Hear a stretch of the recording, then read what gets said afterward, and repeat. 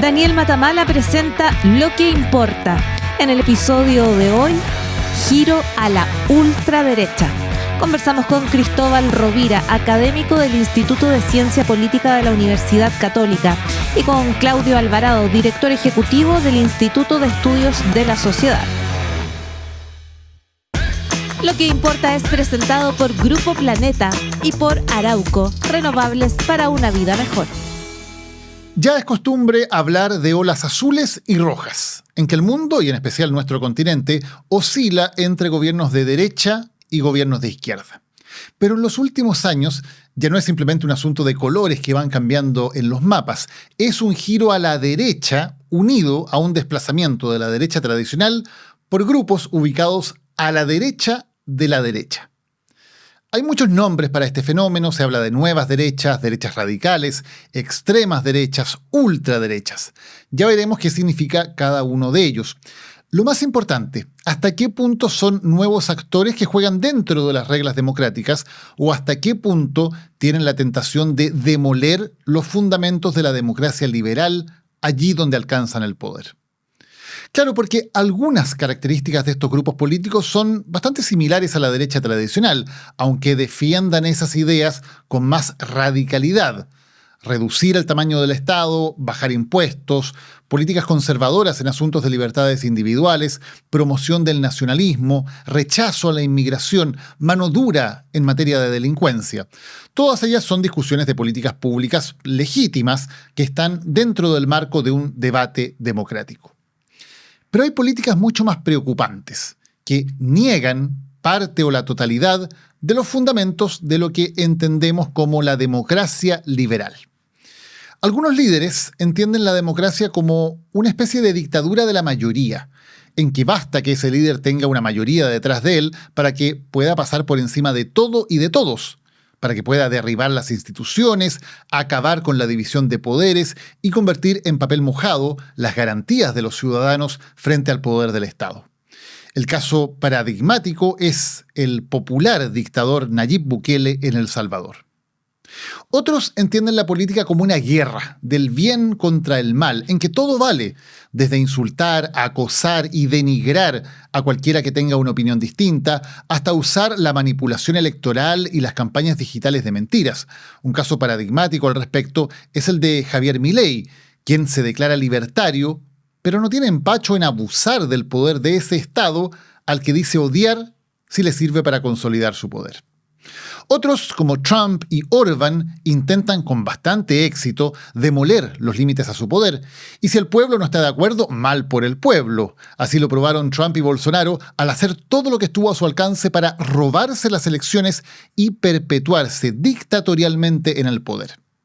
Y mientras MAGA, Make America Great Again, domina con su sombra autocrática a los Estados Unidos, avanza también el MEGA, Make Europe Great Again, un movimiento con similares armas, patrocinado también por tecnomagnates como Elon Musk. En Italia ya gobiernan, en Francia y Gran Bretaña la extrema derecha está muy cerca de llegar al poder, desplazando a los partidos conservadores tradicionales.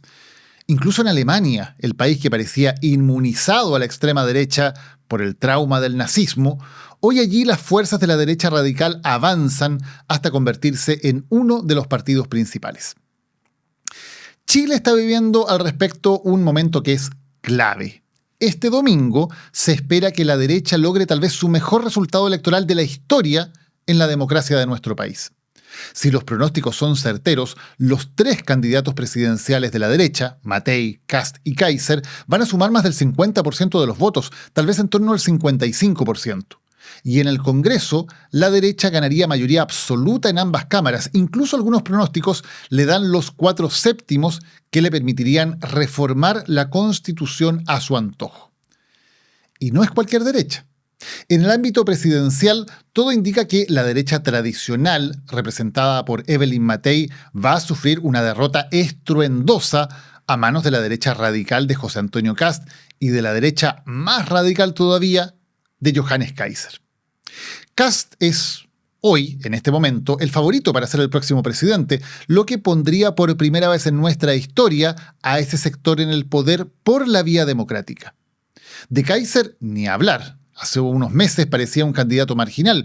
Hoy es la revelación de esta elección y las encuestas lo ponen tercero, incluso con alguna chance de pasar a la segunda vuelta, lo que podría abrirle las puertas de la moneda.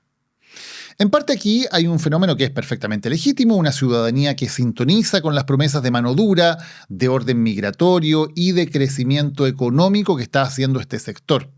Pero los elementos antidemocráticos de la oferta son inocultables y preocupantes.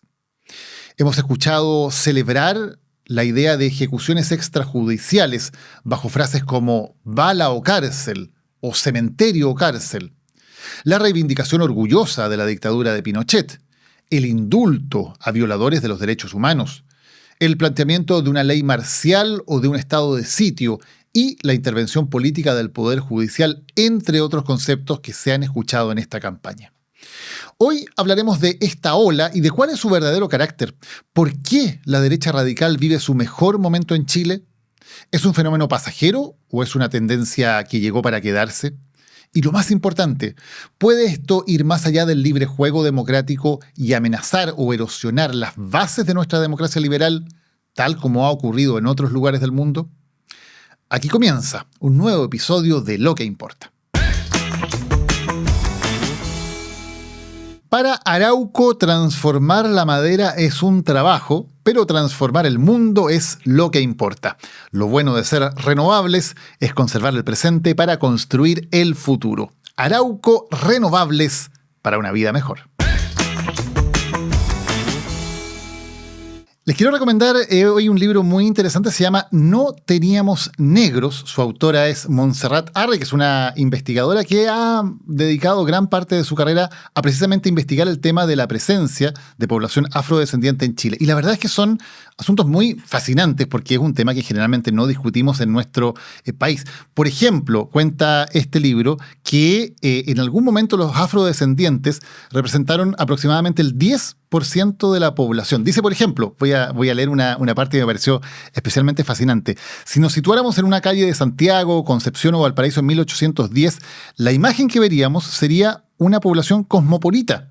Personas hablando con muchos acentos y diversos idiomas, mapuches hablando mapudungún, aymaras o quechuas del norte, españoles con su acento peninsular, otros europeos y un buen porcentaje de africanos del Congo, Angola, Mozambique, hablando sus lenguas o un español con acento. Habría también muchos mestizos, mulatos y zambos. Ese es el Chile mucho más multicultural de lo que nos cuenta muchas veces nuestra historia oficial, que revela, que investiga, que difunde en este libro No teníamos negros, Montserrat Arre. Así que se los recomiendo, es una lectura bien fascinante para entender mucho más sobre una parte de nuestra historia que generalmente solemos meter debajo de la alfombra o pensar que no existió en la formación de nuestro país. No teníamos negros, ustedes pueden buscarlos en librerías y tiendas digitales.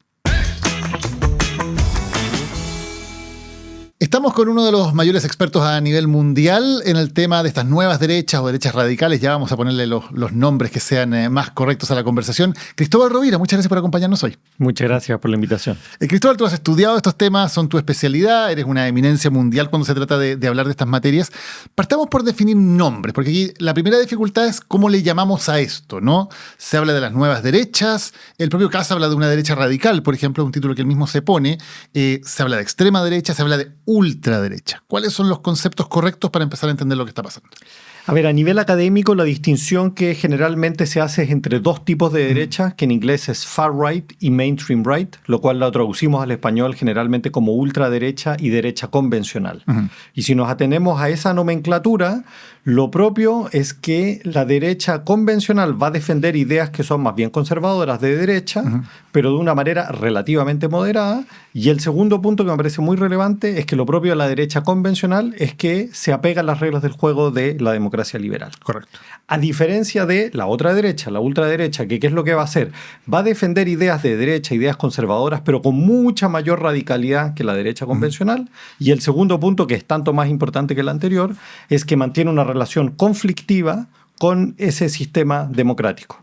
En ese paraguas que yo ofrezco, después podríamos hacer un zoom al interior de la derecha convencional, donde vamos a encontrar distintas familias de partidos políticos, y lo mismo pasa al interior de la ultraderecha, donde hay distintos tipos de actores y familias de ser de ultraderecha. Claro. Esta derecha convencional o tradicional, claro, hay derecha más liberal. Por ejemplo, en Chile podríamos hablar de Evópoli, hay derechas más conservadoras, como es la UDI, por ejemplo. Es el tipo de identificación, pero son grupos que están como con los dos pies firmemente puestos sobre el sistema de la democracia liberal. Exactamente, y eso es lo que las diferencia de la otra derecha que mantiene esta relación conflictiva con el sistema democrático. Vamos a ese punto, cuando hablamos de la far right o de la ultraderecha, para decirlo en castellano.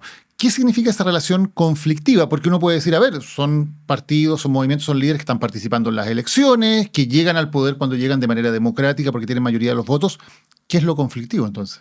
A ver, nuevamente, si es que uno hace el zoom, vamos a encontrar variaciones. Tenemos la versión más radical dentro de, que es lo que se llama la derecha extrema, que son actores políticos que van a decir: si nosotros asumimos las elecciones, lo que queremos hacer es destruir el sistema democrático, que generalmente los actores que tienen una raicambre más fascista. Amanecer Dorado en Grecia, por ejemplo, es un partido fascista que dice literalmente aquello.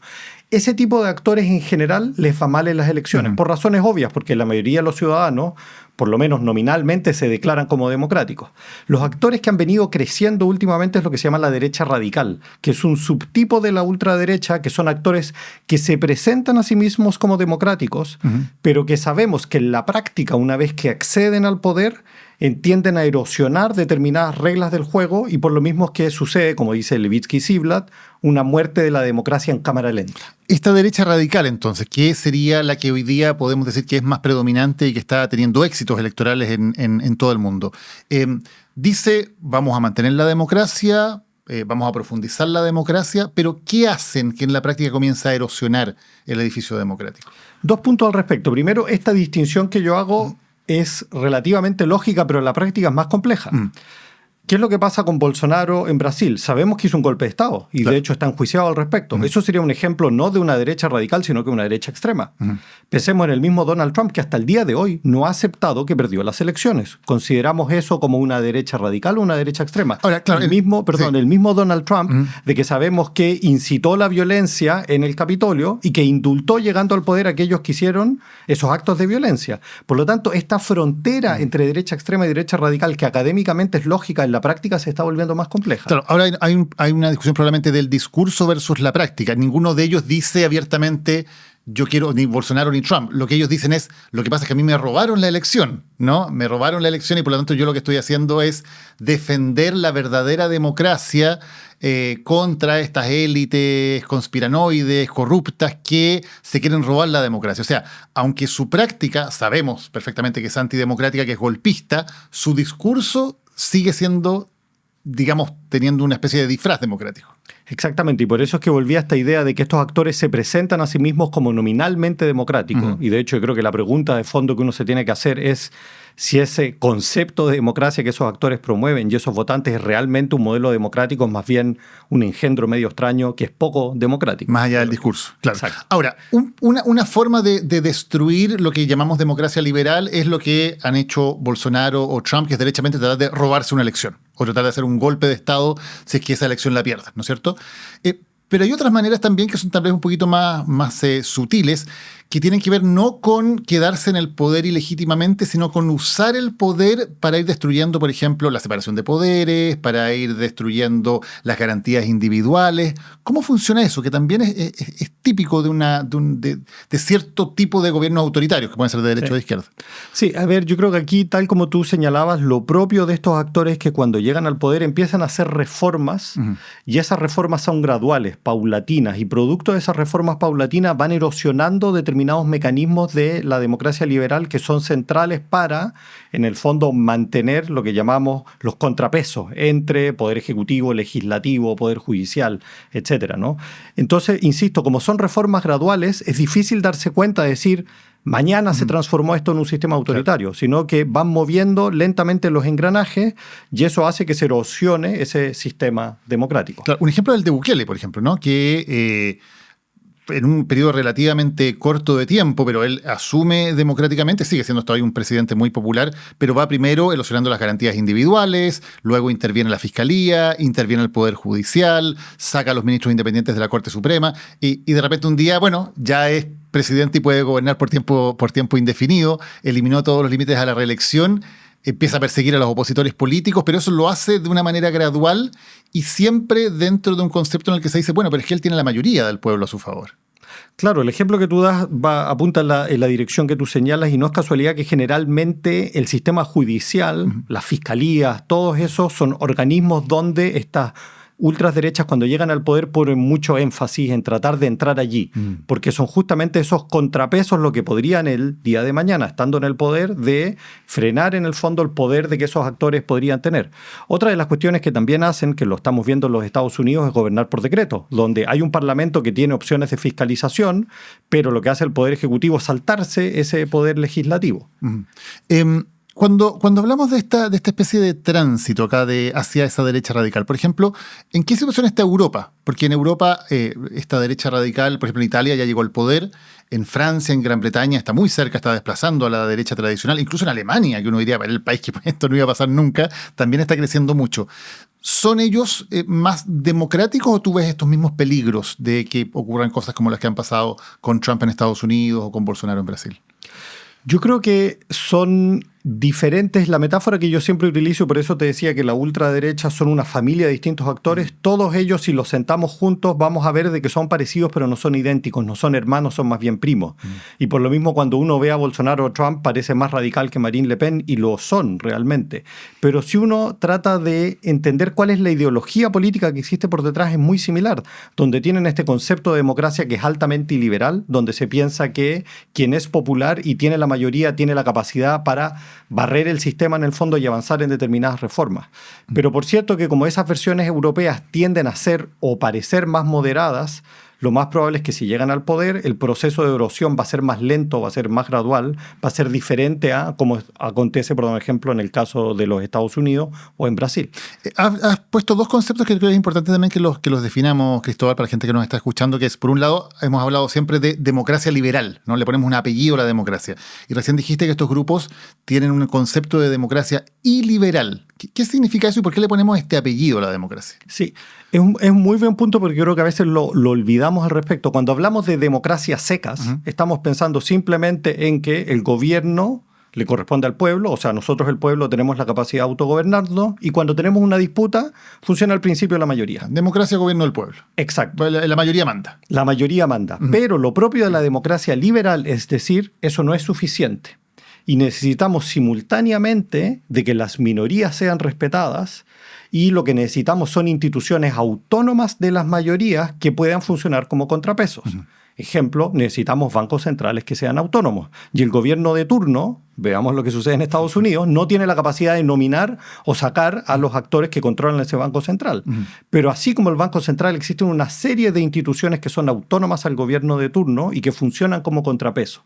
Esos mecanismos liberales son los que le generan mucha irritación a los actores de ultraderecha y lo que tratan de hacer justamente es o simplemente sacar a esas instituciones o ocuparlas, en el fondo poner a personas que son afines a su propia ideología y por lo tanto mueven esas instituciones a su dirección. Que dejen de ser autónomas en la práctica. Exacto. Y eso pasa también, lo decíamos, Poder Judicial, Fiscalía. ¿Qué otros obstáculos hay? Mecanismos que tienen que ver con la regulación de los medios, por dar un ejemplo.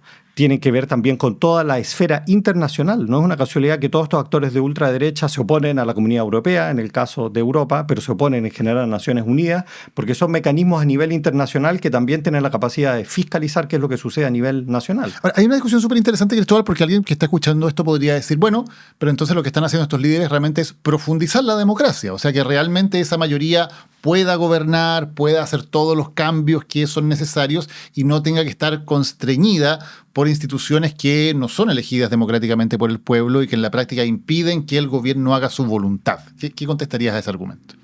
Yo creo que por cierto que podemos tener un debate respecto a cuáles son los límites que tiene una mayoría y podríamos tener un debate genuino respecto a que quizás eventualmente esos tratados internacionales impiden hacer determinadas cuestiones. Yo creo que es un debate legítimo que se puede tener, pero lo que sí sabemos en la práctica es que cuando estos actores llegan al poder van haciendo estas reformas de manera paulatina hasta que en algún momento ese sistema se transforma en un Frankenstein y deja de ser democrático. Entonces, detrás de un argumento que en cierto sentido es plausible, en la práctica lo que se termina escondiendo es la construcción de un modelo que deja de ser democrático. El Salvador es un ejemplo concreto. Que al final realmente el que gobierna no es el pueblo, es esta entelequia o esta especie de ficción, sino que el que gobierna es una persona.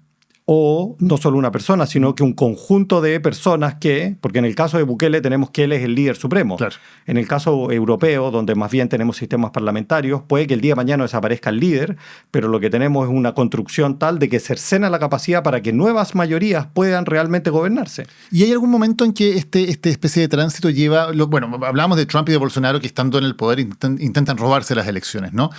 ¿Uno podría esperar que eso ocurra en algún momento? O sea, que cuando el líder o el partido deje de ser popular, comiencen a hacer maniobras para no entregar al poder o no es necesariamente así como funciona?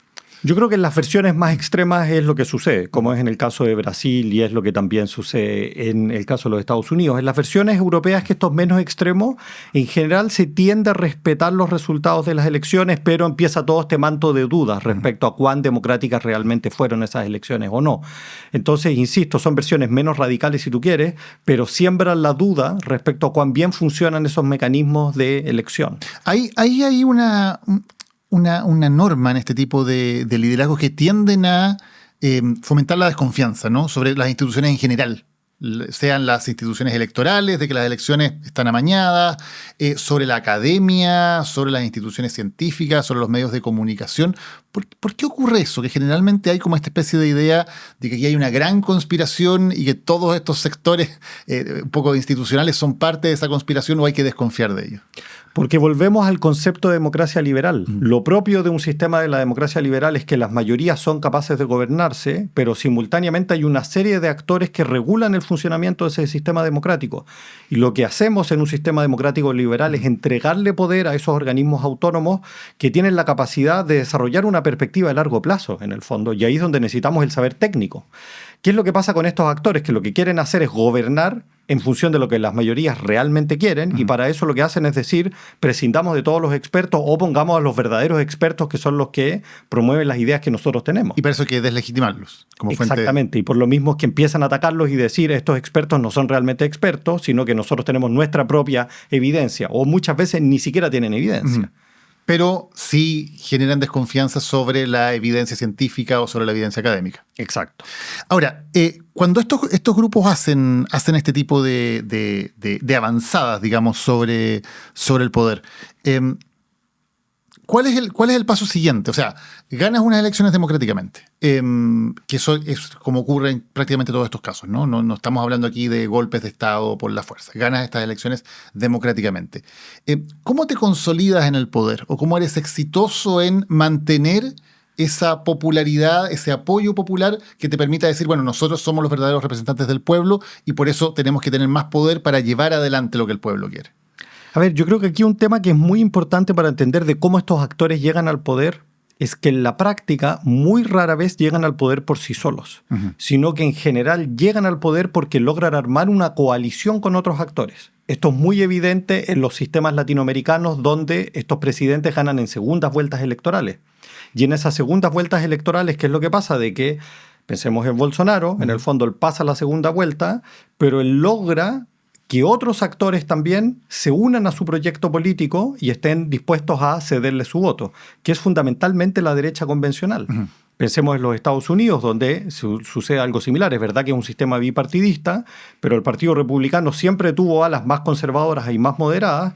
¿Y qué es lo que pasa? Que esa ala moderada termina apoyando a Donald Trump 1.0 y en Donald Trump 2.0 esa ala moderada se murió, es borrada del mapa, justamente porque lo que hace Trump es atacarlos directamente porque no quiere tener ningún enemigo interno. Entonces, esto me parece muy importante. Parte de la estrategia de cómo la ultraderecha logra el poder y cómo se consolida en el poder es estableciendo una alianza con la derechita cobarde y qué es lo que hace que se la termina comiendo. Y ese yo creo que es uno de los dramas mayores para los sistemas democráticos, porque para que un sistema democrático funcione necesitamos actores y partidos de derecha convencional, que son los que están dispuestos a jugar las reglas del juego democrático. Cuando ambas derechas pactan, la evidencia empírica, que es lo que demuestra, de que la ultraderecha se come a la derecha convencional, y eso tiene un impacto de largo plazo en el sistema democrático. ¿Y por qué la derecha convencional hace esos pactos o por qué ayuda a la derecha radical a llegar al poder?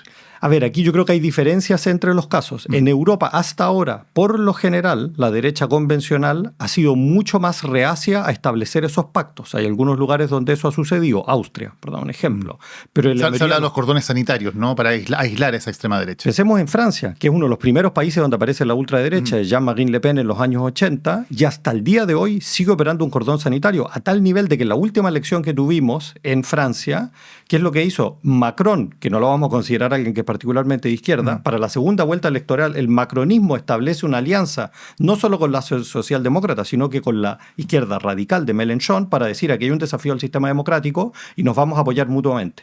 ¿Por qué? Porque hay un cordón sanitario en contra de la ultraderecha. Y eso funciona también al revés. Por ejemplo, cuando Chirac llega a la segunda vuelta contra Le Pen, y Chirac siendo presidente de derecha tradicional, y toda la izquierda vota por Chirac. No dicen vamos a anular, no, va la izquierda a votar por un presidente de derecha con tal de detener a la derecha extrema. Exactamente. Pensemos el Bolsonaro. Uno de los grandes errores, creo yo, de Fernando Henrique Cardoso es que para la primera elección nunca declaró y de hecho publicó una carta muy citada en El País justo a días antes de la elección donde nos dio a entender si le iba a votar a favor o en contra. Él un expresidente socialdemócrata, Cardoso. Socialdemócrata es su partido, pero es más bien de centro-derecha. Claro. Es un partido de centro-derecha y que fue quien estructuró a esa centro-derecha brasileña.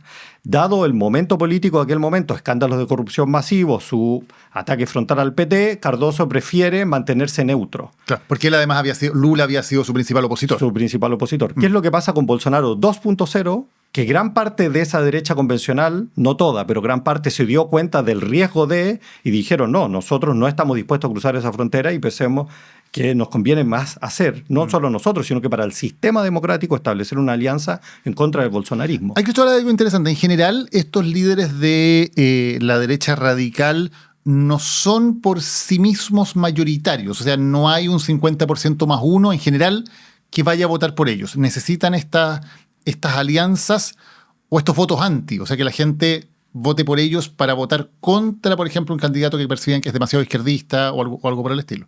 Por cierto que sí, de hecho la evidencia más bien revela de que lo que hacen estos actores de ultraderecha es que movilizan de manera muy efectiva un segmento del electorado que es relativamente reducido, 20, 25, a veces 30% del electorado. Ese es su voto real duro. Que ese es un voto duro, que realmente está apasionadamente a favor. Pero simultáneamente los segmentos de rechazo son altísimos. O sea, Bolsonaro es una persona que genera adhesión, pero tasas de rechazo gigantescos.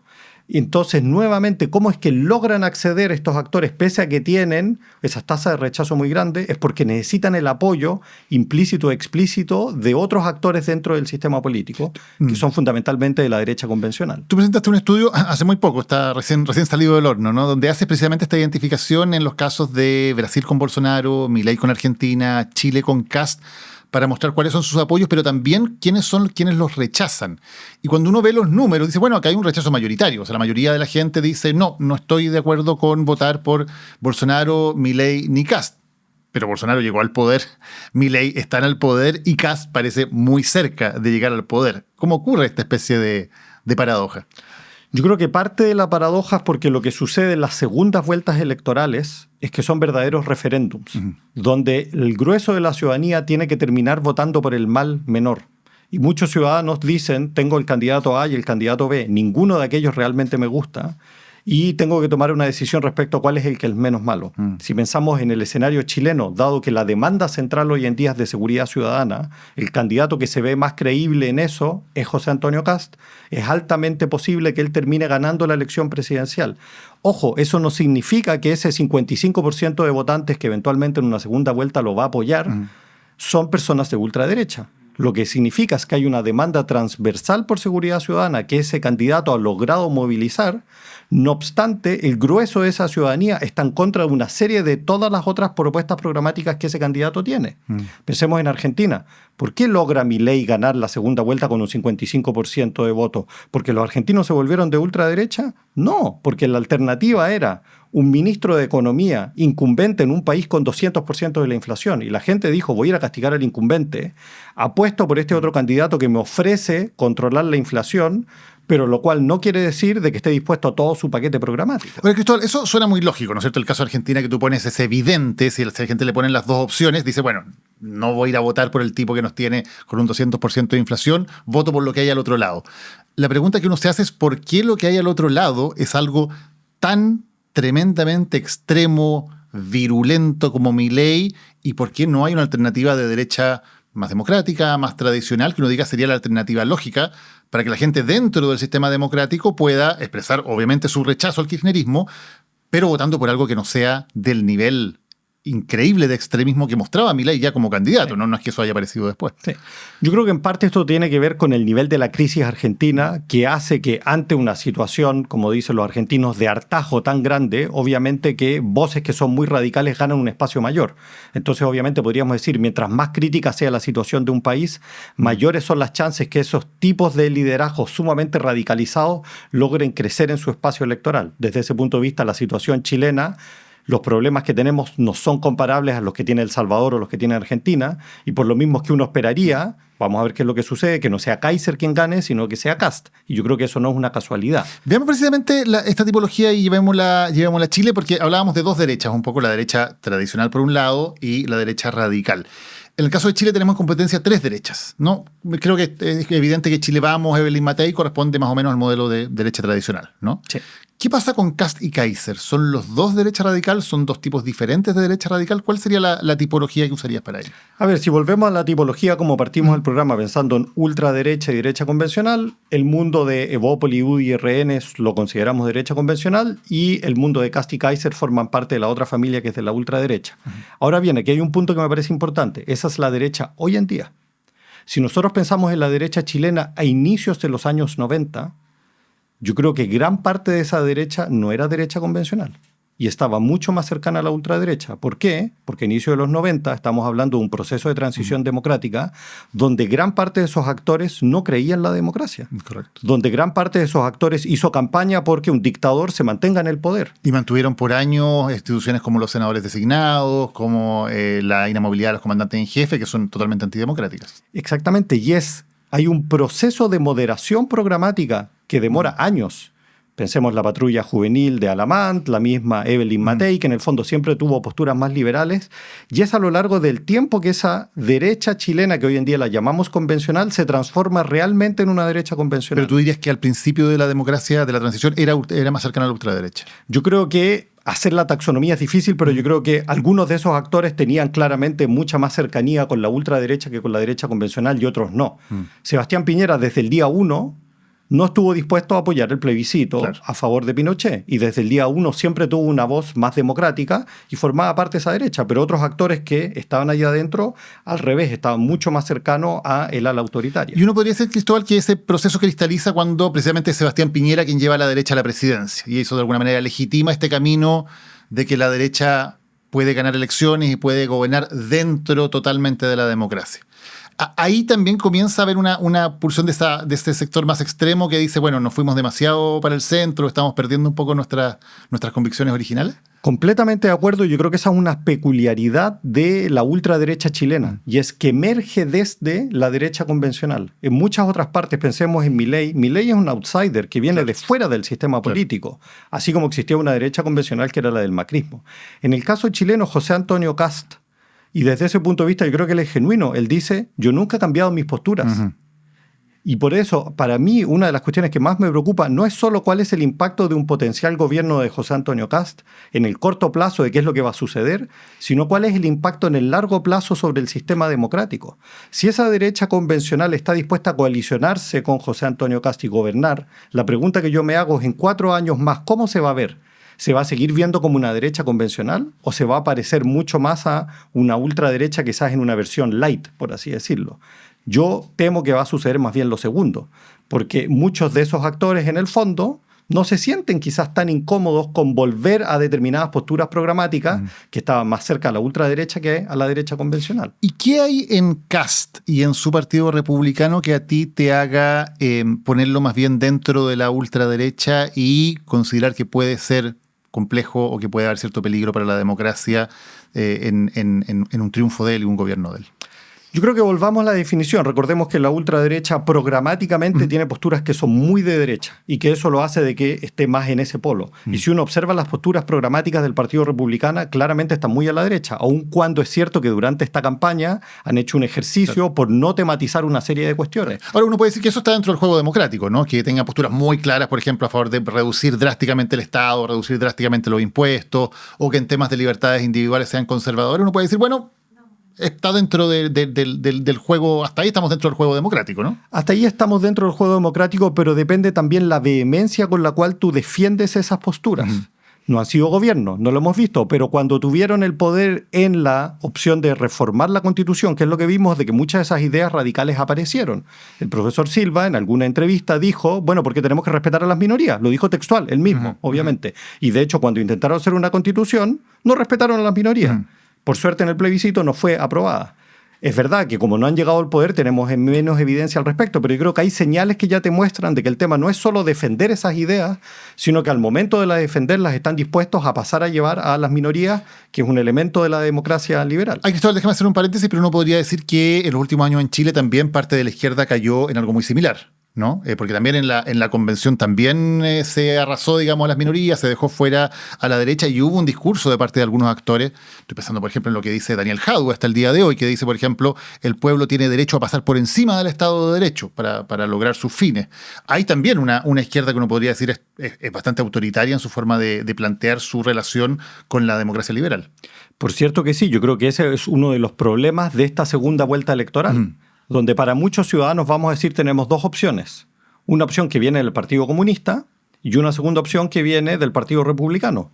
Y ambas marcas tienen una relación conflictiva con la democracia. Más allá de que uno diga que Janet Jara en su biografía no tiene las mismas credenciales de alguien como Jadwe, pero pertenece a un partido que claramente en determinados momentos de la historia ha dado señales que no son precisamente las más democráticas. ¿Qué te parece a ti, como desde el punto de vista de un estudioso en la materia, son asimilables si hubiera una segunda vuelta Kast-Jara, que hoy miércoles parece el escenario más probable, veremos qué pasa el domingo, pero hoy parece el escenario más probable? ¿Te parece que son opciones igualmente radicales o hay una falsa equivalencia ahí? Yo creo que siempre es complejo hacer la equivalencia como si es que tú me pegas, yo te pego de vuelta, que es un poco como ese argumento. Pero volviendo al ejercicio académico, yo creo que aquí lo que sucede es que en su historia el Partido Comunista ha logrado reflejar de que respeta las reglas institucionales. Y esto ya lo vimos en los años 70, de hecho cuando Allende fue presidente, quien realmente el verdadero dolor de cabeza no fue el Partido Comunista, sino que fue el Partido Socialista. Sí, claro. Y lo que también hemos visto es que cuando el Partido Comunista ha estado en el poder en Chile, en la coalición con Bachelet o en este gobierno, ha respetado esas reglas del juego democrático. No obstante, yo creo que lo que sí es cierto es que hay actores al interior de ese partido, Jadwe es un ejemplo, que de vez en cuando dan determinadas señales de que revelan de que al menos segmentos de ese partido no tienen las credenciales democráticas o que respetan un sistema de la democracia liberal. ¿Haces la diferencia entre lo que ocurre dentro del partido y lo que ocurre en este caso con la candidata, con Janet Jara? Con la candidata, y que yo creo que ese partido en cierto sentido también está dividido. Yo creo que Janet Jara pertenece más bien al ala más liberal dentro del Partido Comunista y que hay un ala más radical, por así decirlo. Ahora, si ganara Kast, que, insisto, parece hoy día el escenario más posible o el escenario base con el cual podemos hablar. Tú decías, una preocupación es que de alguna manera él arrastre a esta derecha tradicional hacia sus posturas y por lo tanto tengamos un cambio a largo plazo en la tipología de la derecha en Chile. En cuanto a lo que él puede hacer en el gobierno, en lo que tú ves en su programa, en lo que tú ves en sus declaraciones, ¿hay algo que te preocupe en términos de la mantención de la democracia y el fortalecimiento de la democracia en Chile? A ver, a mí me preocupa, pero nuevamente la lógica que lo estamos hablando en su perspectiva más de largo plazo. Yo no creo que José Antonio Kast va a llegar al poder y va a hacer un golpe de Estado. Sabemos que hoy en día las democracias no mueren de esa manera, sino que mueren en cámara lenta. Por lo tanto, yo creo, y veamos Estados Unidos, durante Donald Trump 1.0 pasaron cosas, pero el sistema se mantuvo. Y estamos viendo que durante Donald Trump 2.0 la situación se está volviendo más compleja. Yo haría el mismo símil. Lo más probable es que el sistema democrático chileno va a resistir un gobierno de ultraderecha, pero vamos a empezar a ver cómo empiezan a socavarse determinadas reglas del juego. A mí una de las cuestiones que más me preocupa es seguridad ciudadana. Es cierto de que tenemos un problema de seguridad, pero la pregunta que tenemos que hacernos dentro de un sistema de democracia liberal es cuáles son las reglas del juego. Y gran parte de esas propuestas programáticas, lo que estamos viendo, hay que ver qué es lo que terminan implementando, es que eventualmente se podrían pasar a llevar determinadas reglas del juego, que una de ellas no es problemática, si tú quieres, pero si violamos 1, 2, 3, 4, 5, en algún momento eso se empieza a girar en una determinada dirección que es un camino sin retorno. ¿A qué reglas te refieres? Me estoy preguntando respecto a cuáles son la independencia que van a tener los tribunales, la fiscalía, tenemos que respetar los derechos humanos o no, cosas por el estilo. ¿Y eso te parece que sí hay elementos preocupantes? Porque de alguna manera el mismo candidato lo ha dicho y gran parte de esa ultraderecha que El Salvador es el modelo. Y si es que El Salvador es el modelo y vemos qué es lo que sucedió en El Salvador, hay consenso de que hoy en día El Salvador no es un sistema democrático. Y hay consenso que la fórmula como se solucionó el problema de la delincuencia no respetó ninguna de las reglas del juego que son propios a la democracia liberal. ¿Qué pasa con Kaiser? ¿Qué tan distinto crees que es Kaiser a Kast y qué tan distinto es el fenómeno de los nacional libertarios al de los republicanos? Volvamos al inicio, donde yo te decía que al interior de las ultras derechas hay familias de partidos, como lo mismo de lo que pasa con las derechas convencionales. Kast y Kaiser forman parte del mismo bloque, que es la ultraderecha, pero obviamente al interior de ese bloque hay diferencias, que algunas de ellas son diferencias programáticas y otras son más bien de estilo. Yo creo que si uno ve el programa de qué es lo que quieren cada uno de estos liderazgos, no son tan diferentes. Pero los estilos que tienen son claramente donde Kast es más bien una persona que se presenta como moderada, como más tranquila, y Kaiser es más bien como el disruptivo, en el fondo. Pero esa es una cuestión más de estilo que de fondo, porque programáticamente, insisto, en general tienen políticas públicas similares. Ambos quieren achicar el Estado. Uno dice que $15.000, el otro 15.000 millones, el otro dice que 6.000 millones. Ambos quieren combatir la delincuencia. Ambos parecen estar dispuestos a pasar a llevar determinadas reglas, uno un poco más y el otro un poco menos, pero forman parte del mismo mundo, por así decirlo. Ahora, algo en que sí vemos mucho en Kaiser ahora y que Kast, si bien lo tuvo en su momento, lo ha graduado el tono, es lo que podríamos llamar una especie de nostalgia autoritaria, ¿no? Kaiser en sus actos se entona el himno nacional con la estrofa de los valientes soldados, que era la estrofa que se cantaba durante la dictadura, habla de indultar a los presos de Punta Peuco, es muy agresivo en su tratamiento en el tema de los derechos humanos, que siempre los trata como una especie de fraude, ¿no? Habla que los falsos exonerados, que el tema de la búsqueda de los detenidos desaparecidos también es una especie de fraude digitado por el Partido Comunista. O sea, tiene una mirada muy fuerte que de todas estas maneras, digamos, va diciendo la dictadura no es algo de lo que hay que avergonzarse, ¿no? Y al revés, las personas que cometieron los peores crímenes de la dictadura son gente que tiene que estar libre. ¿Qué te parece ese punto en particular?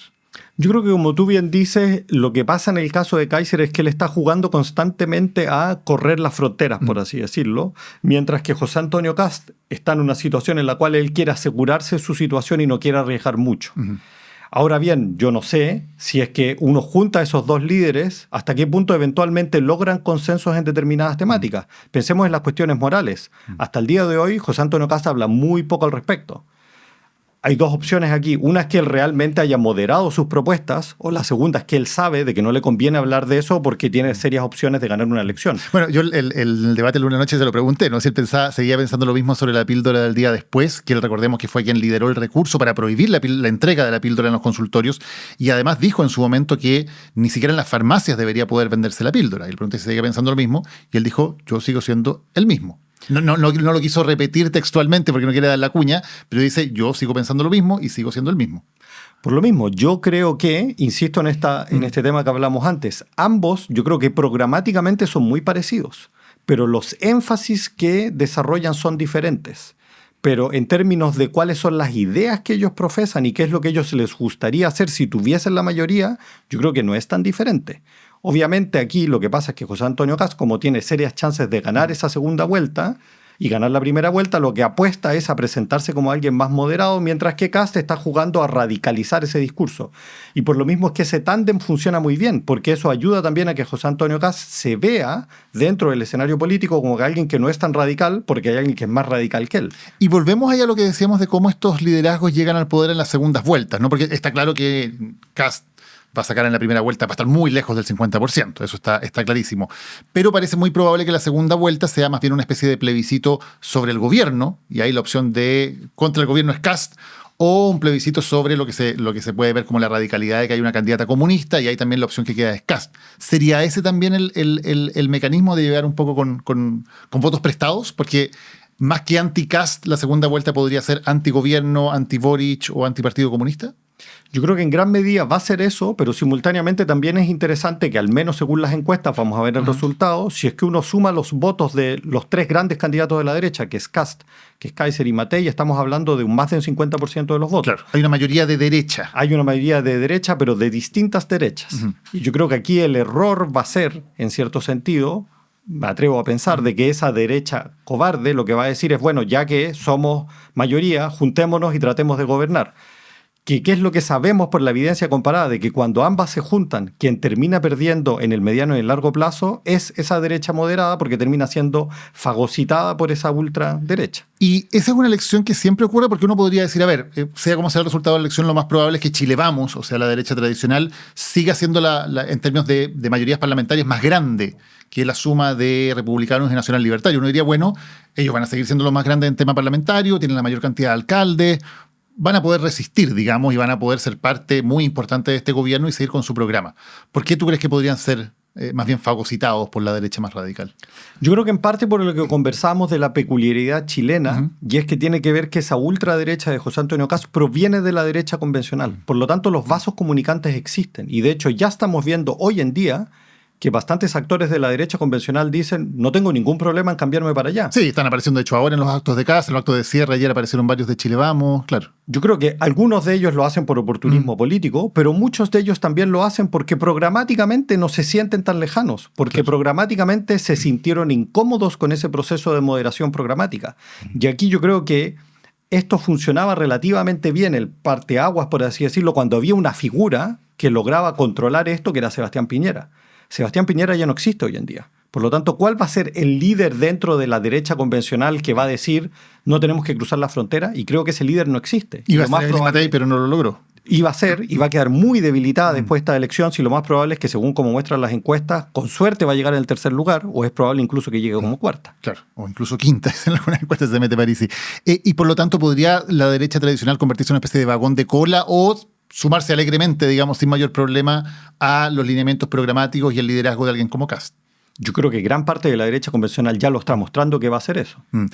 Y si fuera Kaiser, sé que es un escenario que hoy día se ve improbable, pero no imposible, porque ha crecido muchísimo. Si llegara a pasar Kaiser a segunda vuelta, ¿qué podría ocurrir ahí? ¿Qué tanto cambia el escenario? Yo creo que ahí lo que cambia es que yo creo que gran parte de esa derecha convencional va a ser mucho más reticente a entrar a un gobierno de Kaiser.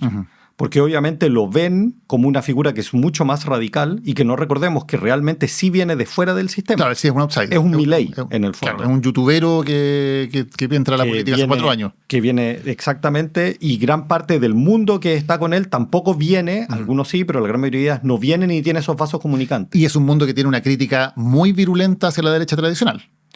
Yo creo que gran parte del mundo de Kast también la tiene, pero volvemos a esto de los estilos. El estilo que tiene es más radical, pero no olvidemos que de la derecha de José Antonio Kast está la columna que salió publicada hace poco, donde se hablaba de los parásitos, y los parásitos iban del Partido Comunista a la UDI. Sí. O sea, es un lenguaje virulento. Explícitamente, eso decías, claro. Exactamente, esa es parte de la idea. Entonces volvemos a esta idea de que ambas derechas yo creo que en el fondo son bastante parecidas, pero en su forma tienden a diferenciarse. Cristóbal Rovira, muchísimas gracias por habernos acompañado hoy hablando de un tema que importa. Muchas gracias por la invitación.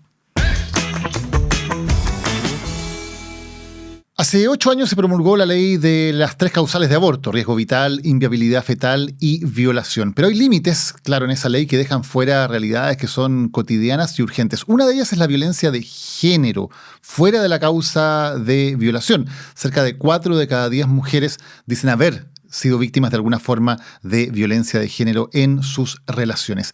A continuación, vamos a revisar la recreación de un caso real que le ocurrió a una mujer chilena.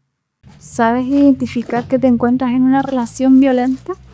¿Sabes lo que se siente ser maltratada todos los días por tu pareja? ¿Sabes lo que se siente al enterarte que estás embarazada de tu agresor? Cuando era estudiante, vivía en una relación violenta. Vivía con miedo, con angustia, desesperada todo el tiempo. No podía contarle a nadie, porque mi pareja me amenazaba con matarme. Pero tuve el valor de contarle a mi familia. Con su apoyo pude huir de la violencia. Fue entonces cuando me enteré que estaba embarazada. Su violencia ahora no tenía excusa para irse. Al verme así, mi hermano me ayudó a encontrar unas pastillas para interrumpir el embarazo. ¿Qué te digo? No fue fácil. En Chile, para encontrar este tipo de medicamentos tienes que acudir al mercado informal. Ahora que me encuentro bien, no puedo dejar de preguntarme: ¿qué será de las chilenas que son forzadas a convivir con su agresor por siempre? Podría ser tu historia. Podrías ser tú.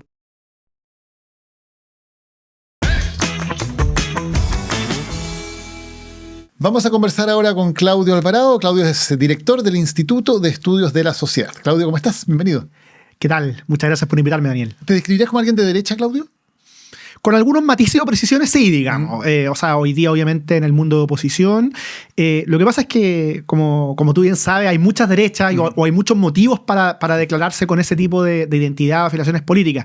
Pero grosso modo, sí. Es interesante, porque precisamente estamos hablando un poco de eso, de las derechas, ¿no? Considerando que las derechas están a punto, si las encuestas no se equivocan, de obtener probablemente su mayor triunfo en la historia democrática electoral de Chile, pero con estas distintas familias que representan distintas cosas. ¿Cómo harías tú esa tipología? ¿Qué representan de distinto, por ejemplo, Chile Vamos, Republicanos y los Nacional Libertarios de Kaiser? Es muy buena la pregunta, es muy pertinente dado el momento, la coyuntura actual, y dado que yo creo que una respuesta es la superficial, la de primera mirada, y otro es lo que hay en ese trasfondo. Entonces, a primera vista es obvio que Evelyn Matei es la candidata a lo que se ha llamado la centro-derecha digo, tradicional, que José Antonio Kast es el candidato de una nueva derecha o derecha alternativa, como se le quiera llamar, que está a la derecha de esa candidatura, y Johannes Kaiser a su vez más a la derecha. Ahora, ¿yo por qué soy receloso de muchas de las etiquetas que dan vuelta?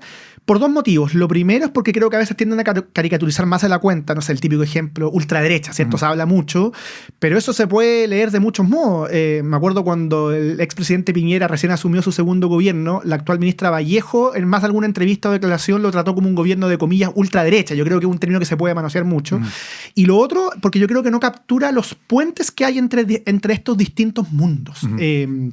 Déjame darte un ejemplo, que se habla poco, yo creo, y que quizás no le gusta mucho ni a moros ni a cristianos, pero parte del núcleo de José Antonio Kast, del mundo republicano, que creció en parte con una crítica muy dura respecto a los gobiernos de Sebastián Piñera, parte de ese núcleo trabajó en los gobiernos del expresidente Piñera, se fogueó ahí. Yo creo que hay más vasos comunicantes de los que a veces parecen entre estos mundos, o esta misma discusión que en algún momento curiosamente se tomó la campaña, un poco ociosa dado cómo se dio, de por quién votaría hoy día Jaime Guzmán.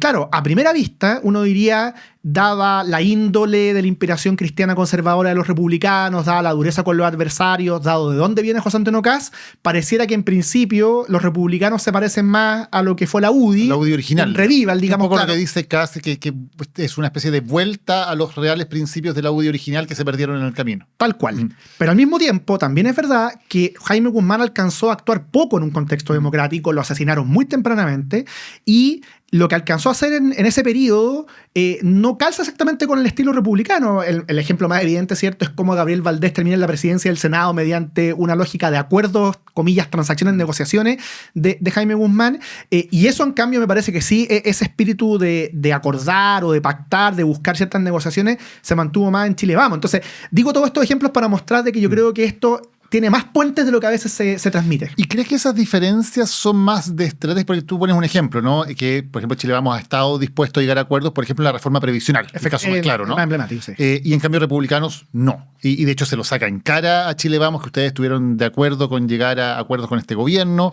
y se lo saca en cara como una especie de traición. Pero eso es una cosa de estrategia, más que de principios profundos, porque más o menos los principios son relativamente parecidos. ¿Crees que es más de estrategia la diferencia entre ambos mundos? Sin duda, yo no sé si la palabra estrategia o estilo, pero sin duda está más ubicada en ese plano que en otra dimensión. Yo en eso estoy de acuerdo, digamos. O sea, hay un estilo de hacer política que por momentos, o por muchos momentos, ha cultivado el mundo republicano, que es más antagonista, más confrontacional, y en eso Chile Vamos no participa de ese estilo. Ahí hay diferencia. Pero también es verdad que a ratos el mundo republicano, por de pronto en esta campaña presidencial, ha mostrado una impronta un poco diferente. Me acuerdo, para la segunda vuelta entre Gabriel Boric y José Antonio Kast el 2021, Ricardo Brodsky es exdirector, del Museo de la Memoria, que hoy día está en la órbita de Amarillos por Chile. Él dijo en una columna que él votaba por Gabriel Boric. Probablemente hoy día no votaría lo mismo, pero así lo dijo en su minuto en 2021. Él votaba por Gabriel Boric, pero no participaba de mucha de la etiqueta o epítetos que se le adjudicaban a José Antonio Kast, que para él Kast era un político conservador pragmático. Y que por otras razones no votaba por él, pero no porque fuera fascista, nada de esas cosas, etiquetas que él criticaba muy duramente como caricatura. Bueno, si eso es así, yo creo que, o es plausible, yo creo que uno también podría describir la campaña de Kast este año, sobre todo el primer semestre, como la campaña de un político conservador pragmático que diseñó un guión y se mantuvo muy fiel a ese guión, y probablemente en parte eso le permitió llegar al lugar en el que está hoy día, que en principio es el candidato de oposición mejor aspectado para pasar a la segunda vuelta. Claro, y en eso hay bastante consenso, en que él ha sido muy disciplinado en tener una estrategia y mantener esa estrategia. Ahora, eso no significa que él haya cambiado con respecto a los principios que tenía. Él mismo dice que sus principios son los mismos que tenía hace 4, 8 años. Y ahí es donde uno se pregunta qué tan democráticos son esos principios. Por ejemplo, él hasta hace poco, ya no lo repite, pero lo decía, por ejemplo, que si Pinochet estuviera vivo, Pinochet votaría por él, ¿no? O hablaba de que en Chile había una dictadura gay, por dar 2 ejemplos. ¿Crees que eso pone a Kast un poquito en un límite de que tiene algunos principios que pueden ser más bien autoritarios, o no crees que haya ese peligro? No lo creo, pero quisiera dar un breve rodeo de por qué no lo creo.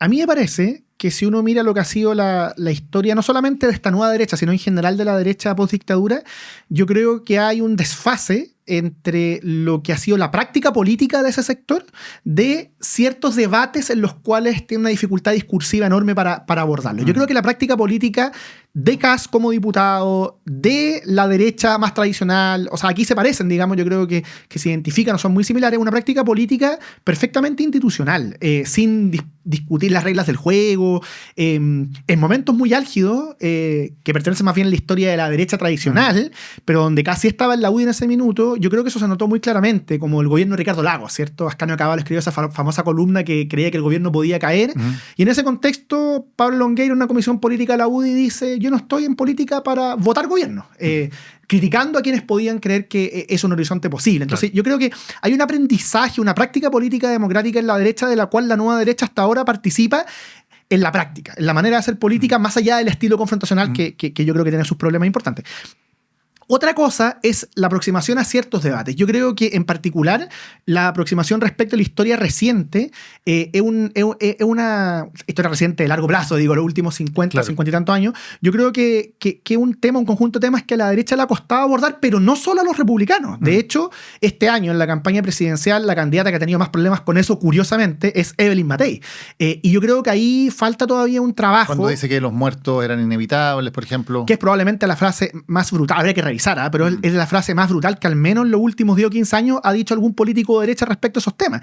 Entonces, yo creo que ese es un problema que no tiene que ver con la práctica política, y por tanto yo no veo ningún riesgo institucional, sino con la manera de pensar un periodo que fue extremadamente complejo, pero del cual participaron muchos actores. Entonces, yo no veo ningún riesgo de autoritarismo hoy día, dicho así, digamos, grosso modo, en la candidatura republicana. Tampoco lo veo en lo de Chile Vamos, pero sí veo que en distintos momentos unos u otros han tenido problemas para pensar de una manera coherente con su práctica política en la historia reciente. ¿Te parece entonces que Republicanos y Chile Vamos son bastante similares, digamos? O sea, que puede haber diferencias más bien de tácticas o de maneras de afrontar ciertos debates, pero no ves tantas diferencias entre ellos. Una diferencia importante que veo, a riesgo de ser reiterativo, en el estilo de hacer política, al menos hasta lo que fue la campaña presidencial, o la tierra derecha de la campaña presidencial. pero tampoco miraría, como se dice coloquialmente, a huevos esa diferencia. O sea, yo creo que lo voy a decir de este modo.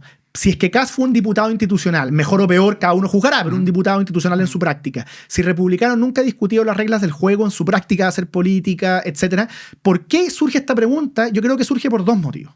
Por un motivo que a mí me parece injusto, que es que en ciertos sectores, cierta élite cultural, por llamarlo de algún modo, se tiende a identificar lo conservador con lo autoritario, con lo que yo discrepo, digamos. Yo creo que no hay ninguna relación necesaria. Sí, claro, son dos cosas distintas. Y el otro motivo es por el estilo de hacer política confrontacional y ciertos socios internacionales, ciertos guiños, en fin. Y yo creo que eso no necesariamente termina en autoritarismo, pero obviamente que hay un problema.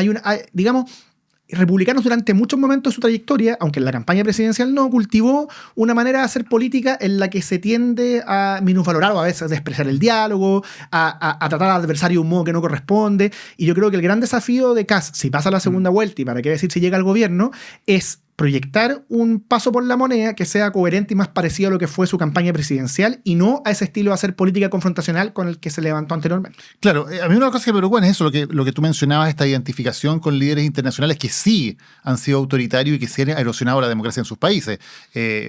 Kast ha liderado la organización fundada por Orbán en Hungría, de la Asociación Mundial de Valores, se ha mostrado muy cercano a Bolsonaro, se ha mostrado cercano a Trump, se ha mostrado cercano a Vox, y no a las derechas democráticas o tradicionales de esos países, ¿no? No es alguien que si va a Europa se junta con la democracia cristiana alemana o con el Partido Conservador Británico, se junta con Vox. Y uno dice, bueno, ¿qué nos dice el que Kast busque estos socios? ¿Qué te parece? Sí, yo diría dos cosas. Lo primero, sobre Kast mismo, digamos, yo creo que su tránsito natural, pero en fin, hay que ver si así ocurre, es el mismo tipo de tránsito que ha tenido Giorgia Meloni, que es una política que en estricto rigor no calza ni con la derecha tradicional, en su práctica como gobernante, digo. Sí. No calza exactamente ni con la derecha tradicional, ni con las vertientes que tú señalas, digamos. Y de hecho en Europa hay hecho algo interesante. Ella es una líder conservadora, democrática, que, comillas, le para el carro a Trump cuando tiene que hacerlo y al mismo tiempo tiene diferencias con la derecha tradicional, pero gobierna en coalición. Y yo encontré interesante cuando Kast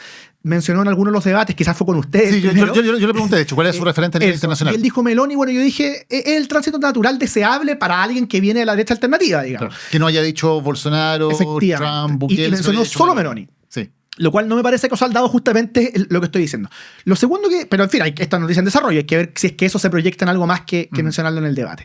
Y lo segundo que sí agregaría es que yo creo que a nivel de referentes internacionales, dado lo que ocurrió a nivel global, yo creo que casi todos los candidatos están complicados, digamos.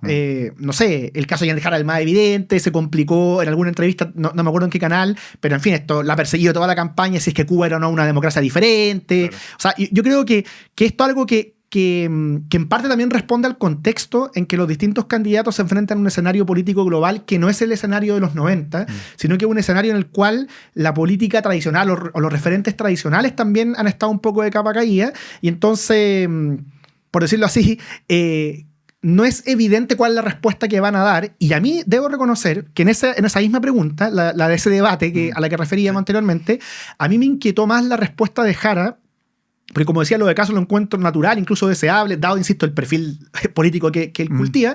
Pero claro, Jara mencionó a la presidenta de México, y en México, y en esto hay bastante consenso, hoy en día ha existido un retroceso democrático gigantesco desde el punto de vista de independencia judicial, y ahí me llamaba la atención que eso no haya sido tema, probablemente porque los temas internacionales nunca se toman en la campaña, pero yo creo que ahí hay una cuestión delicada en el continente latinoamericano. O sea, no es Cuba y Venezuela solamente, que son los casos más emblemáticos. Claro, que en el caso de México ese fue el legado de Andrés Manuel López Obrador, que dejó esta reforma al Poder Judicial para que se eligiera democráticamente. Lo que pasó en la práctica es que ahora el Morena controla los tres poderes del Estado, y Sheinbaum aplicó esa reforma. Pero con entusiasmo. Claro. Entonces se pregunta qué tanto margen tenía, considerando que López Obrador la dejó como sucesora, una popularidad enorme, qué tanto margen tenía para poder revertir eso. Pero bueno, se hizo efectivamente, y ahora el Poder Judicial no es independiente en la práctica en México. Sí. Ahora, un par de cosas que pueden ser, o que al menos desde mi punto de vista me preocupan, y quiero saber tu opinión.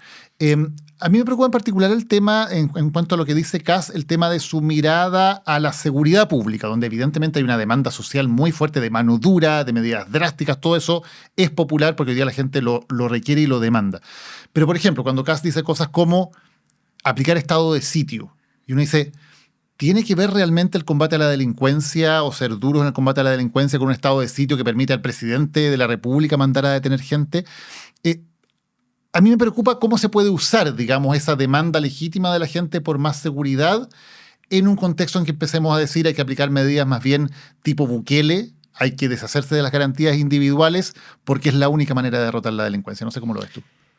Yo creo que probablemente en lo que subyace a tu pregunta reside uno de los principales desafíos del próximo gobierno, que en principio sabemos o creemos por todos los antecedentes que va a ser de oposición. Uh-huh. Los partidos hay que jugarlo, ¿cierto? Pero, sí, claro. Y yo creo que cualquiera sea el referente de oposición que llegue, Kast u otro, este es un desafío muy relevante y muy difícil, porque aquí hay que articular dos cosas que creo que son necesarias ambas. Por un lado, hay que tomarse en serio la percepción ciudadana. Uh-huh. O sea, yo creo que es un error que incluso puede colaborar a la larga a erosionar más la credibilidad de la democracia, el no tomarse en serio esa percepción, esa demanda que responde, digamos, en parte muy relevante a problemas reales de los sectores populares. Pero por otro lado, esa percepción hay que abordarla siendo eficaces, dando señales correctas, pero siempre dentro del marco del orden jurídico vigente. Y en ese sentido, yo creo que lo que tiene que hacer el próximo gobierno es, a riesgo de ser un poco evidente o caer en lugares comunes, bueno, aplicar toda la mano dura que sea posible y dar todas las señales que sea posible en el marco de dicho ordenamiento jurídico. Y entonces yo estoy de acuerdo contigo en el sentido de que fuera Kast, fuera Matei, fuera Kaiser, quién sabe, digamos, nadie puede pensar en abordar la seguridad simplemente con las herramientas tradicionales diciendo no hay nada más que hacer. Y nadie tampoco debería abordar ese dilema de un modo que ponga en riesgo la legítima vigencia de las garantías fundamentales. Y cómo se articula esa ecuación yo creo que aún no es claro. Y hay otro riesgo asociado que tiene que ver con las expectativas que se generan. O sea, cualquiera sea el que llegue a la moneda, y lo mismo aplicara en este caso, aplicaría, digo, si llegara a la continuidad del gobierno actual, bueno, tiene que ser capaz de tranquilizar a la ciudadanía, pero también de transmitirle que hay una dimensión de estos problemas que son de muy largo plazo. O sea, ningún presidente va a terminar los problemas vinculados a crimen organizado, narcotráfico en 6 meses, digamos. ¿Cómo se hace para darle respuesta a la ciudadanía y dar la señal de que las cosas están cambiando y al mismo tiempo transmitir con sinceridad que esto es difícil y largo? Yo no tengo la respuesta, pero creo que ese es el desafío. Claro, cuando el presidente del Partido Republicano, por ejemplo, dice que Kast va a aplicar mano dura, no importa si es perseguido por la Corte Internacional de Justicia, y uno se pregunta, bueno, la gente perseguida por la Corte Internacional de Justicia no es por aplicar la ley de manera dura, es por cometer genocidios, por cometer atentados a los derechos humanos, o sea, son Putin, son Netanyahu. Entonces uno se pregunta, ¿qué nos están queriendo decir con ese tipo de frases? Efectivamente, yo coincido contigo en que la pregunta es pertinente. Ahora, también me da la impresión de que quizá,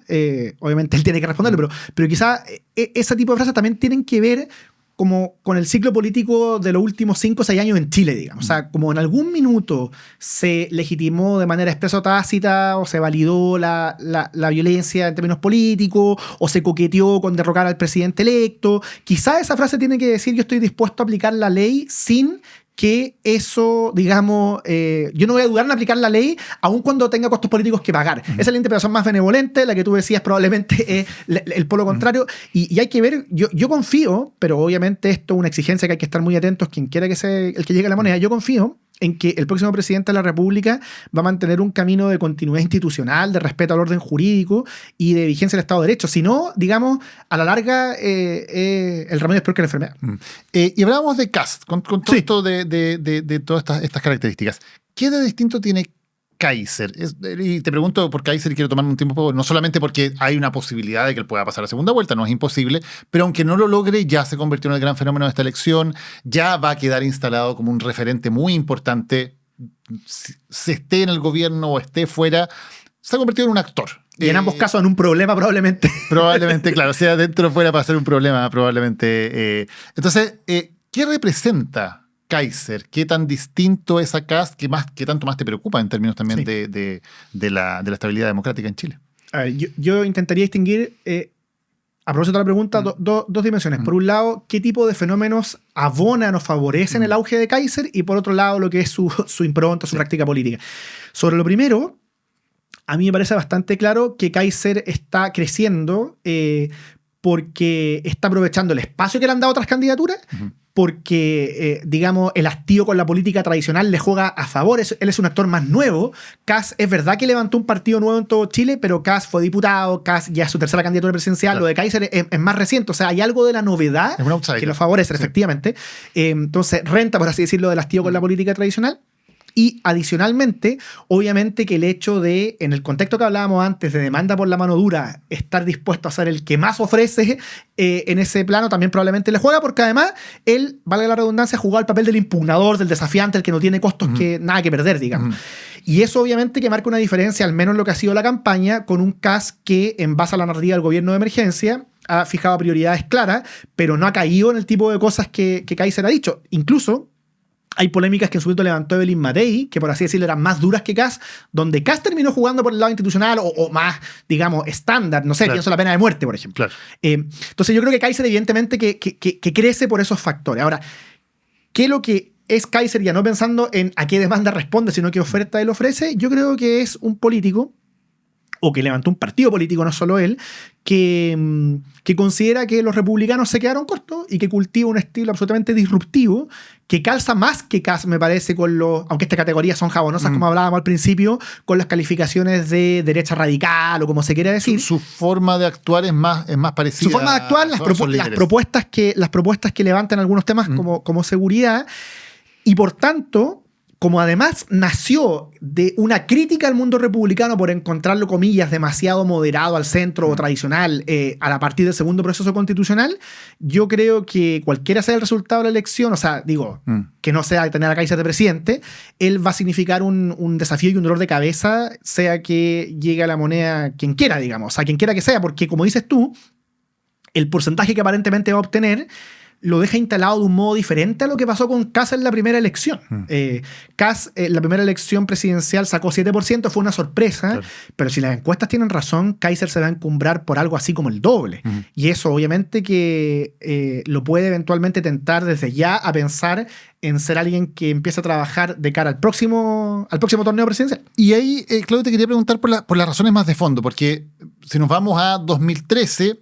electoralmente no había nada relevante a la derecha de la UDI, ¿no? No existía ese mundo, que la UDI era lo que estaba más a la derecha. El 2017 aparece Kast, saca 7-8%, o sea, era un mundo bastante acotado. El 2021 ya el mismo Kast saca un 28% en primera vuelta, ya un cuarto de los votantes elegía ese proyecto. Y ahora en 2025, si las encuestas tienen razón, probablemente la suma de lo que está a la derecha de la UDI, por decirlo así, ¿no? Kast más Kaiser, van a dar probablemente cerca del 35%. O sea, es un mundo que, de no existir, hoy día por sí mismo ya está tomando fácilmente un tercio del electorado, ¿no? Más lo que vaya a sacar en segunda vuelta, pero solamente la gente que vota por convicción por esos candidatos. ¿Qué pasó en Chile en una década que una fuerza política pudo emerger con tal potencia y con tal velocidad? Es una gran pregunta, ¿cierto? Porque efectivamente si uno lo pone en el marco temporal que tú estás dibujando, es un cambio muy significativo. Y como todo fenómeno complejo de este tipo es multifactorial, digamos, responde a distintas razones, pero intentando hacer un listado a vuelo de pájaro, me parece que hay un dato institucional que tiene que ver con la entrada en vigencia del voto obligatorio. O sea, probablemente con un voto voluntario hoy día estaríamos en un cuadro diferente. Sí. Lo segundo... Perdón, sí. Solamente vamos a tirar otro. ¿Crees que ese cambio es porque el voto obligatorio, la gente que entra, es más de derecha o es gente que está más en contra del actual gobierno y por lo tanto vota circunstancialmente por la derecha? No necesariamente de derecha, hay que seguir estudiando ese público, pero da la impresión de que está más desconectado de la política y que al mismo tiempo es un pelo, diríamos coloquialmente, más conservador que el votante habitual. Claro. Lo segundo que yo agregaría digamos, a la conversación como factores que explican este cuadro, este auge de las derechas, en fin, tiene que ver con lo que podríamos llamar la caída o en cualquier caso el debilitamiento de los referentes políticos tradicionales, fenómeno que no es exclusivo de Chile, ¿cierto?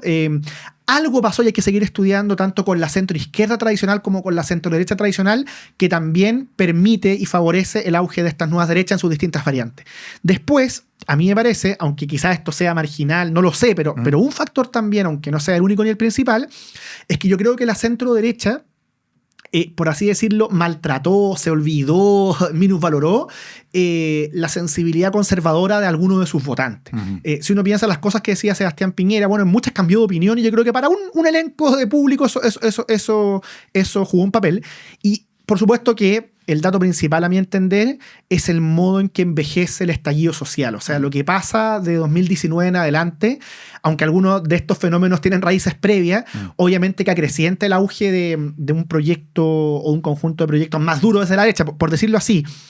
sabiendo que estas etiquetas son discutibles y que habría que precisarlas, si es que es verdad que hubo dentro de otros factores un esfuerzo proto-revolucionario en el estallido, insisto, no quiero negar otras cosas, pero si es que es verdad que eso pasó, también eso favorece o alimenta una respuesta de un proyecto contrarrevolucionario con todas sus variantes, que son las variantes del Chile actual, no de el Chile de los años 70-80, pero digo, hay algo de respuesta, no sé si automática, pero comprensible y que además tiene que ver, yo creo que se proyectan los candidatos que en principio vamos a tener en la segunda vuelta, que a su vez responden, en el caso de Casas, la misma persona, a los candidatos del 2021. O sea, hay algo del ciclo del estallido social y de todo lo que ocurrió ahí que termina también alimentando este auge a las derechas. Dicho todo eso, también hay factores supercoyunturales.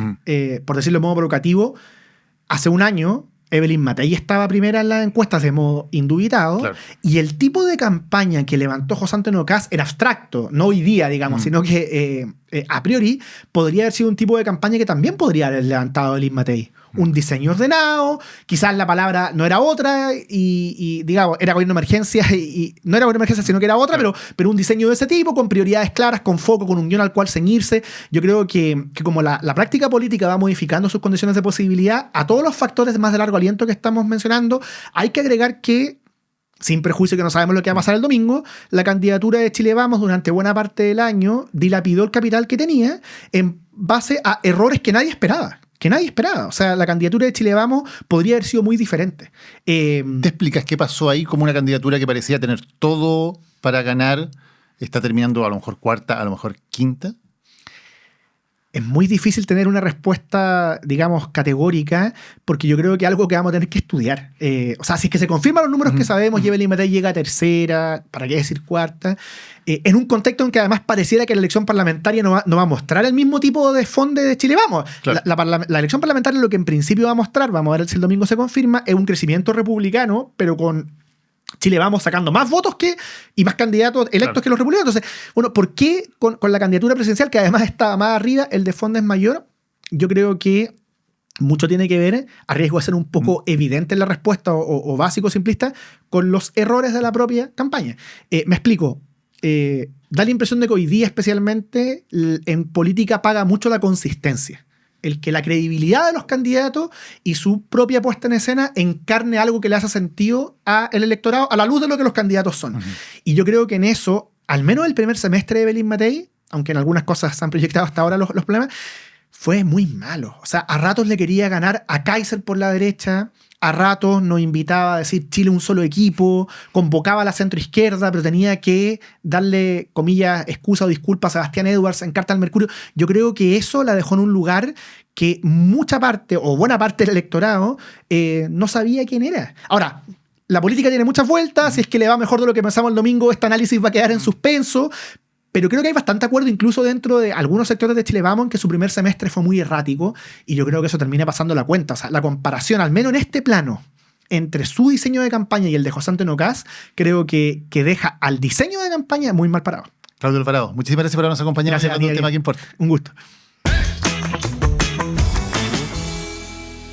Muchas gracias por habernos acompañado en otro capítulo de Lo que Importa. Claro, estamos tomados por el clima preelectoral. Este domingo hay elecciones presidenciales de primera vuelta, también elecciones parlamentarias. Claro, vamos a tener un nuevo congreso.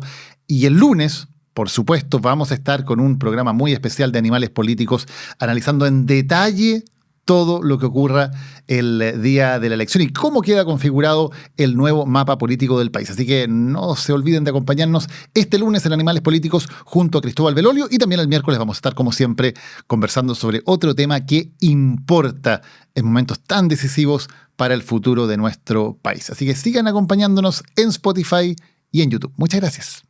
Lo que importa fue presentado por Grupo Planeta y por Arauco, renovables para una vida mejor.